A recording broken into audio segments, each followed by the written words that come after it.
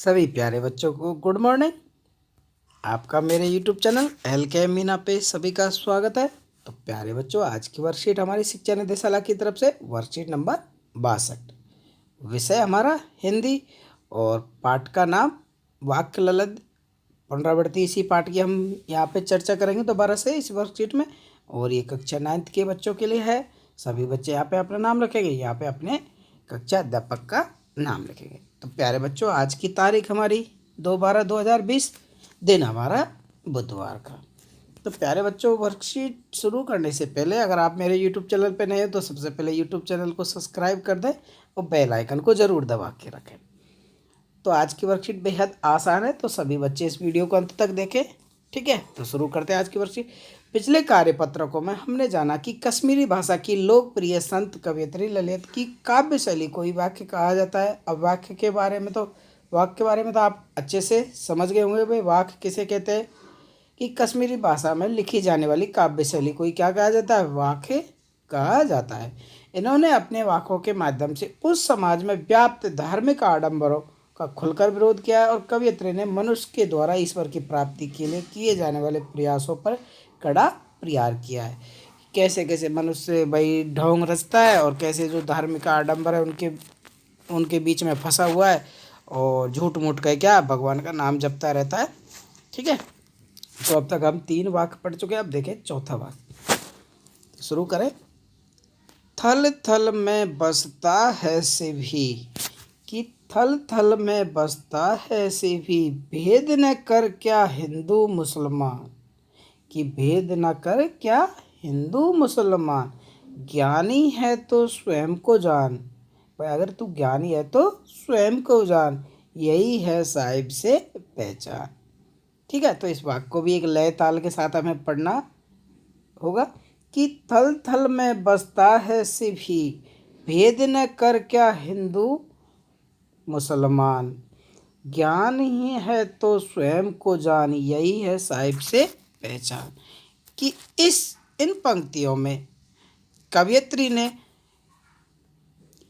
सभी को संदेश दिया है कि हमें भेदभाव नहीं करना चाहिए। और क्या हिंदू और क्या मुसलमान, इन सब जातियों का भेदभाव भी हमें आपस में नहीं करना चाहिए। तो देखो, इसका भावार्थ हम समझेंगे।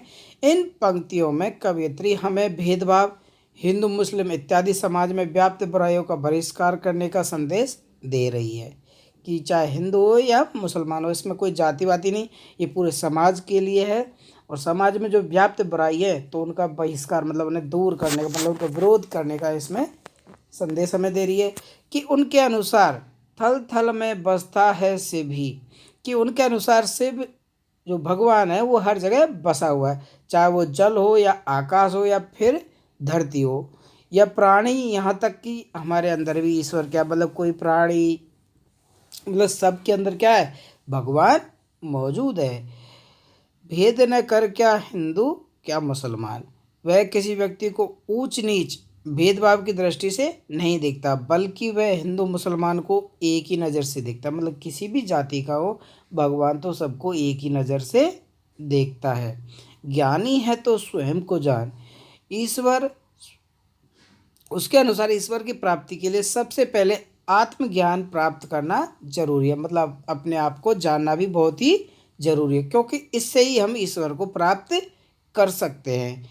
और ईश्वर स्वयं हमारे अंदर आत्मा के रूप में बसे हुए हैं। ये बताना चाह रही है सबको कि ये नहीं कि आप मंदिरों में जा रहे हो, मस्जिदों में जा रहे हो, तो ये नहीं, पहले तो स्वयं को जानो, जब जाके ईश्वर का ध्यान लगाओ, यही है साहिब से पहचान। इसलिए कवयित्री ज्ञानी पुरुषों से कह रही है कि अगर तुम ज्ञानी हो तो स्वयं को पहचानो, क्योंकि आत्मज्ञानी एकमात्र उपाय है जिससे हम परमात्मा को समझ सकते हैं और उन्हें पहचान सकते हैं।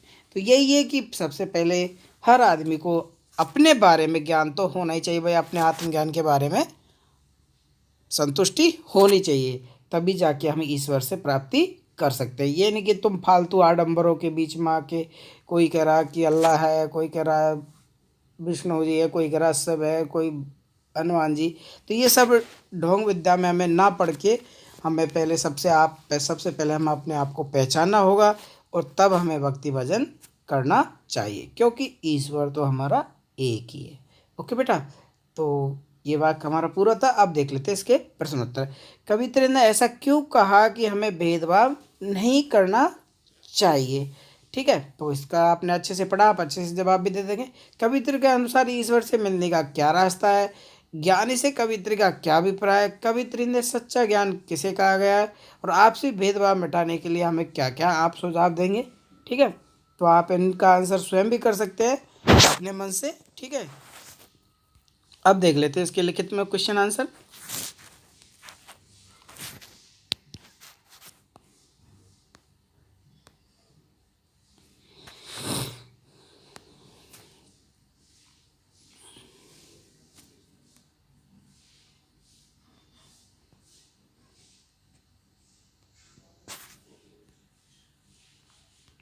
कवित्री ने ऐसा क्यों कहा है कि हमें भेदभाव नहीं करना चाहिए? हमें भेदभाव नहीं करना चाहिए क्योंकि सभी मानव एक ही ईश्वर की क्या है, रचना है। भेदभाव करनी अपनी अज्ञातता को दर्शाना है। तो वो कह रहा है कि सब ईश्वर की नज़र में तो सभी समान है, क्या हिंदू और क्या मुसलमान। ओके बेटा, दूसरा क्वेश्चन कह रहा है कवि के अनुसार ईश्वर से मिलने का क्या उपाय है? कवित्र के अनुसार आत्मज्ञान ही ईश्वर प्राप्ति का एकमात्र रास्ता है। मतलब अपने आप को पहचानो, अपने आप की को जानो, उसके बाद ही ईश्वर की प्राप्ति हो सकती है। अब हमारा तीसरा क्वेश्चन है बेटा कि ज्ञानी से कवि का क्या अभिप्राय है? ज्ञानी वही व्यक्ति है जो हिंदू मुसलमान दोनों में अंतर न रखने वाला हो, क्योंकि दोनों ही उस प्रभु की एक ही रचना है। और अपने आप को पहचानना या आत्मज्ञान रखने वाला ही व्यक्ति क्या है, ज्ञानी है। तो क्या बेटा, अब देखते हैं हम चौथा क्वेश्चन। कवित्री ने किसे सच्चा ज्ञान माना है? आत्मज्ञान की प्राप्ति को ही कवित्री ने क्या माना है, सच्चा ज्ञान माना है। ठीक है बेटा, इसी तरह आप इनका आंसर लिखते रहे, याद भी करें। देखो बेटा, आपसी भेदभाव के लिए आप क्या क्या सुझाव देंगे? देखो, ये सुझाव पहला कि सभी लोगों में, चाहे वे किसी भी जाति धर्म के क्यों ना हो, अपने नाम के साथ जाति सूचक शब्दों को लिखना बंद कर देना चाहिए। दूसरा, अंतर जातीय विवाह को बढ़ावा देने के लिए सरकार को आगे आना चाहिए।